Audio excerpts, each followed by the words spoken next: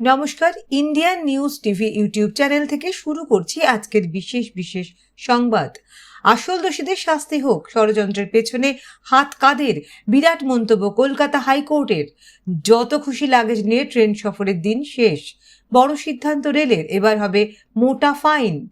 এপ্রিলের শেষেই মাধ্যমিক উচ্চ মাধ্যমিকের ফলাফল, সত্যিটা বলে দিল পর্ষদ সংসদ। ভোটের মুখে দল বদলের পালা যেন থামছেই না। বাড়ি তৈরিতে আর রইল না সমস্যা, জনগণের সুবিধার্থে বড় পদক্ষেপ নিল কলকাতা পুরসভা। এখন আসছি বিস্তারিত খবরে। আসল দোষীদের শাস্তি হোক, ষড়যন্ত্রের পেছনে হাত কাদের, বিরাট মন্তব্য কলকাতা হাইকোর্টের। মার্চ মাসে আচমকাই ভেঙে পড়ে গার্ডেন রিচের একটি নির্মীয়মান বহুতলের একাংশ।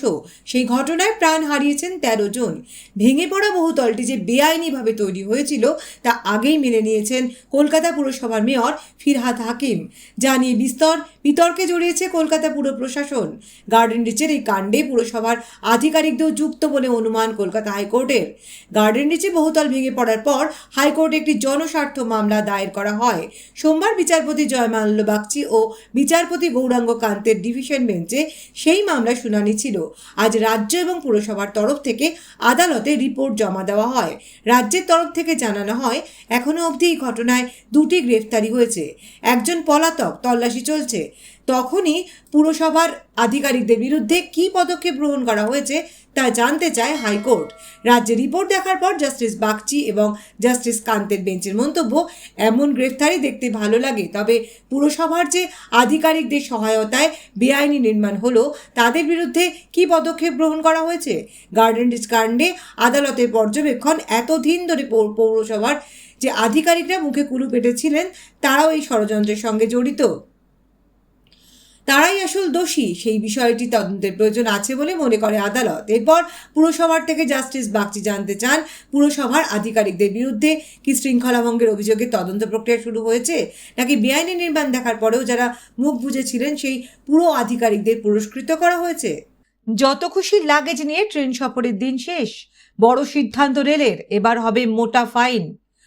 আমরা দেখি অনেক যাত্রী ট্রেনে অতিরিক্ত লাগেজ নিয়ে ভ্রমণ করেন। বাস কিংবা বিমান, সব ক্ষেত্রেই লাগেজ নেওয়ার ক্ষেত্রে থাকে বাধ্যবাধকতা, তবে ট্রেনে সেই নিয়মে তোয়াক্কা না করে অনেক যাত্রী অতিরিক্ত লাগেজ নিয়ে উঠে পড়েন।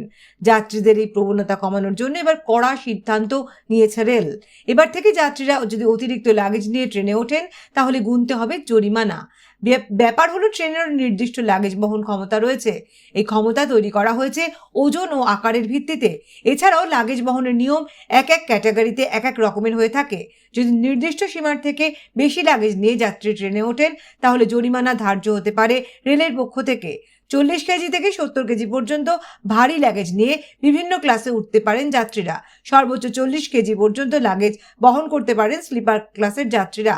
এসি 2 টায়ারের বহন করা যায় সর্বোচ্চ 50 কেজি পর্যন্ত লাগেজ। প্রথম ক্লাসের এসিতে যাত্রীরা 70 কেজি পর্যন্ত লাগেজ নিয়ে উঠতে পারেন ট্রেনে। এপ্রিলের শেষেই মাধ্যমিক উচ্চ মাধ্যমিকের ফলাফল, সত্যিটা বলে দিল পর্ষদ সংসদ। এপ্রিল মাসের শেষেই প্রকাশিত হচ্ছে মাধ্যমিক ও উচ্চ মাধ্যমিকের ফলাফল। ইতিমধ্যেই এই সংক্রান্ত বেশ কিছু খবর ভাইরাল হয়েছে সোশ্যাল মিডিয়ায়। তবে তা কি সত্যি? এই দাবি খারিজ করেছে পর্ষদ ও সংসদ। তাদের কথায়, সুপ্রিম কোর্টের নিয়ম অনুযায়ী 3 মাসের মধ্যে ফলাফল প্রকাশ করলেও তার দিনক্ষণ এখনো চূড়ান্ত হয়নি। তাই কবে ফল প্রকাশ হবে তা এখনই বলা যাবে না। ফেব্রুয়ারি মাসের 12 তারিখ শেষ হয়েছিল মাধ্যমিক পরীক্ষা। সেই দিনই শিক্ষামন্ত্রীর পাশে বসে পর্ষদের সভাপতি রামানুজ গঙ্গোপাধ্যায় বলেছিলেন, সুপ্রিম কোর্টের নিয়ম মেনে 3 মাসের মধ্যে ফল ঘোষণা করা হবে। এই 3 মাস শেষ হচ্ছে 13ই মে।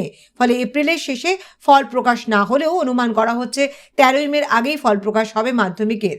মধ্যশিক্ষা পর্ষদের এক আধিকারিক বলেন, আমরা রেজাল্ট তৈরির প্রক্রিয়ার মধ্যে রয়েছি, তবে ফলাফল প্রকাশ হবে তা এখনো চূড়ান্ত হয়নি। যে খবর চারিদিকে ছড়িয়ে পড়েছে সেটা সম্পূর্ণ ভুয়ো খবর। তবে পরীক্ষা শেষের 3 মাসের মধ্যেই আমরা ফল ঘোষণা করব। একই কথা শোনা গেল উচ্চ মাধ্যমিক শিক্ষা সংসদের সচিবের প্রিয়দর্শিনী মল্লিকের গলাতেও। তিনি বলেন, বিভিন্ন দিকে দেখতে পাচ্ছি উচ্চ মাধ্যমিক পরীক্ষার দিন ঘোষণা নিয়ে একটি কথা ছড়িয়ে পড়েছে।